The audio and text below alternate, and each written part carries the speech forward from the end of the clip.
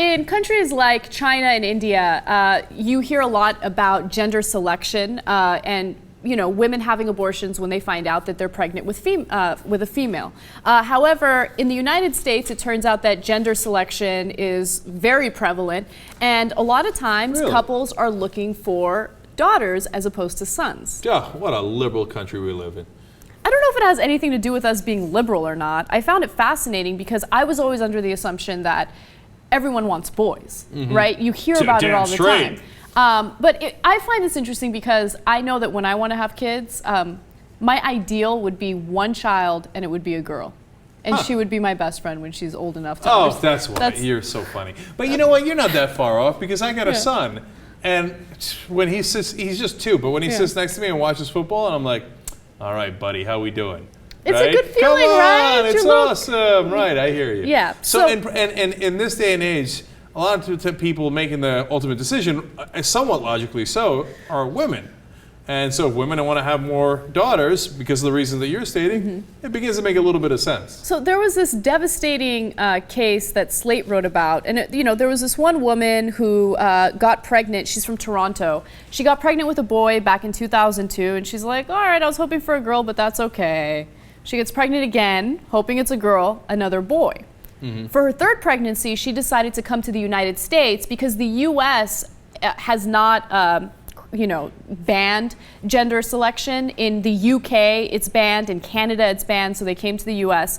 And they went through this weird gender selection process where the doctors would put the sperm in like a protein solution, and the sperm that swam the fastest would be the male sperm. Win. Okay, but they used that process, and unfortunately, she got pregnant with a boy for the third time. Oh, and that's an awesome fail. She was devastated. Okay. I mean, I feel bad for her, and that's an unbelievable fail on the part of the people doing this. Oh, look, we got the science figured out, man. We nailed this thing.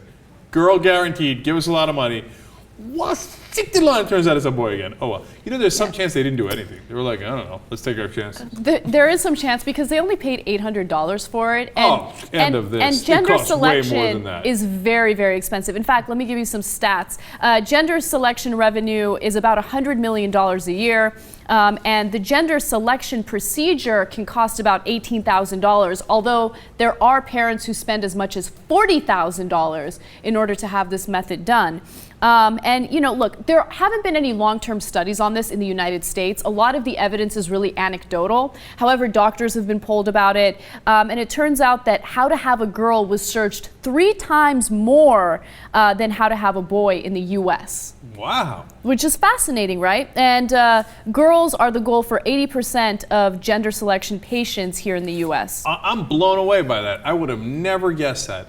I might have guessed 60% the other way, but I would have thought at best 50-50. 80%, that's a stunning number. I'm trying to figure out why that is, right? Because we do have a very, things are changing, to be fair, but we still do have a male-dominant society, right? I'm very curious to see why couples are opting to have females. The best guess I have is the one you said earlier, and probably women want to have the kids more. And these are gross generalizations, but look, 80% is a giant number, right?